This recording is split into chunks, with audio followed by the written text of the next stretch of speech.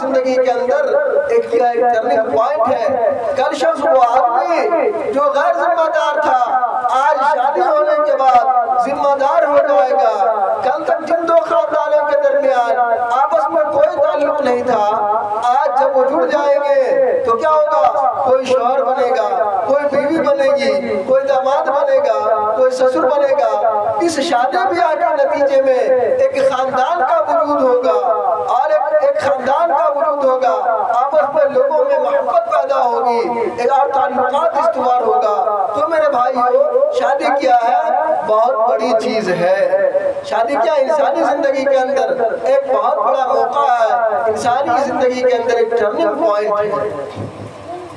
اب ہمیں دیکھنا ہے کہ اس عظیم الشان شادی بیاہ کے موقع پر اللہ کے نبی صلی اللہ علیہ وسلم نے ہمیں جو تعلیمات دیا ہے اس کے مطابق ہم اپنی زندگی گزارتے ہیں کہ نہیں، یہ دیکھنے کی چیز ہے۔ حدیث میں فرمایا گیا تنکح المرأة لأربع لحسنها ولجمالها ولحسبها ولنسبها ولمالها ولدينها فاظفر بذات الدين۔ کہ عورتوں سے جو نکاح کیا جاتا ہے 4 وجہوں سے کیا جاتا ہے۔ کبھی تو ایسا ہوتا ہے کہ لڑکی کی بیوٹی اور خوبصورتی کی بنیاد پر نکاح کر لیا جاتا ہے۔ لڑکی بڑی خوبصورت ہوتی ہے تو لڑکے والے پسند کر لیتے ہیں اور دوسری چیزوں کو نظر انداز کر دیتے ہیں کہ ٹھیک ہے، کیا ہے، لڑکی خوبصورت ہے، اچھی ہے۔ کبھی ایسا ہوتا ہے کہ لڑکی والوں کا خاندان اور اس کا حسب اور نسب بڑا اونچا ہوتا ہے، جس کی بنیاد پر انسان سوچتا ہے اگر میرے لڑکے کا رشتہ اس گھر میں ہو جاتا ہے تو میرا سر فخر سے اونچا ہو جائے گا، سوسائٹی اور سماج میں میری ایک عزت ہوگی، میرا ایک مقام ہوگا۔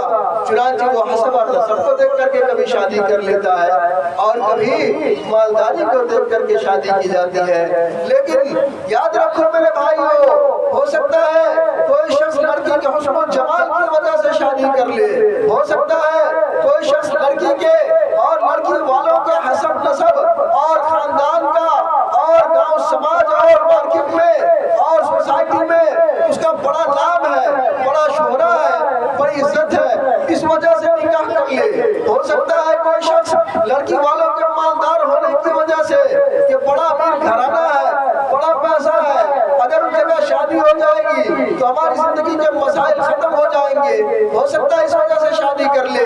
لیکن یاد رکھو میرے دوستو، آپ کا محبوب محمد عربی صلی اللہ علیہ وسلم بتاتا ہے میرے بھائیوں، صرف یہ بنیاد نہ دیکھو، صرف خوبصورتی نہ دیکھو، صرف حسب نسب کو نہ دیکھو، صرف مال کو نہ دیکھو، بلکہ کس چیز کو دیکھو میرے بھائیوں؟ ہم سبوں کے سردار آقائے نامدار محمد عربی صلی اللہ علیہ وسلم نے میرے بھائیوں کیا بنیاد بتایا؟ بنیاد کیا بتایا؟ دین، فاظفر بذات الدین۔ دین کو دیکھ کر کے شادی کرو، اس کے ساتھ ساتھ پہلے دن دیکھو۔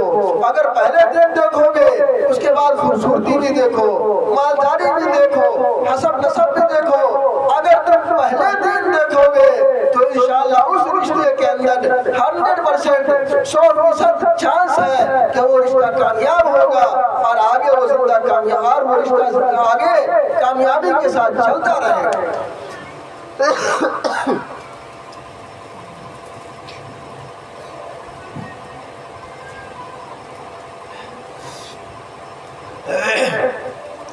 لیکن اگر دوستو ہم نے اگر دین کو نہ دیکھا، صرف خوبصورتی کی بنیاد پر شادی کر لیا، یہ نہیں دیکھا لڑکی کا اخلاق کیسا ہے، لڑکی کا کردار کیسا ہے، لڑکی کو کلمہ آ رہا ہے کہ نہیں آ رہا ہے، لڑکی کو نماز آتا ہے کہ نہیں آتا ہے، لڑکی کے گھر کے اندر دینداری ہے کہ نہیں، ہم نے یہ نہیں دیکھا، لڑکی کے خاندان کا بڑا نام دیکھا، بڑا شہرہ دیکھا، بڑی واہوائی دیکھی، صرف اس بنیاد پر نکاح کر لیا، یہ نہیں دیکھا کہ اس کا باپ نمازی ہے کہ نہیں، اس کا خاندان شریف ہے کہ نہیں، اس کا خاندان معزز ہے کہ نہیں، یہ نہیں دیکھا۔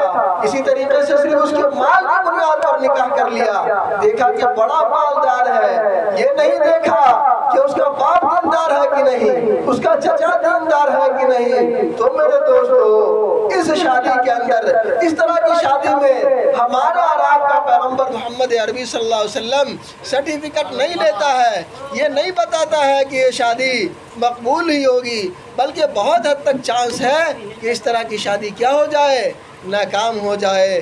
ہمارا اور آپ کا نبی، آخری نبی محمد عربی صلی اللہ علیہ وسلم جو بشارت دے رہا ہے اور جس رشتے کی کامیابی کی گارنٹی لے رہا ہے اور بتا رہا ہے کہ امید ہے 100% کہ وہ رشتہ کامیاب ہوگا، وہ میرے بھائیوں وہ بیس کیا ہے؟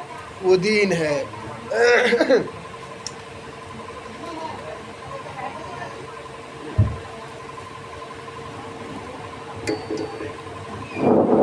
تو محمد عربی صلی اللہ علیہ وسلم جس بیس پر بتا رہا ہے، جس رشتے کے اندر کامیابی بتا رہا ہے، وہ کون سا رشتہ ہے میرے بھائیوں؟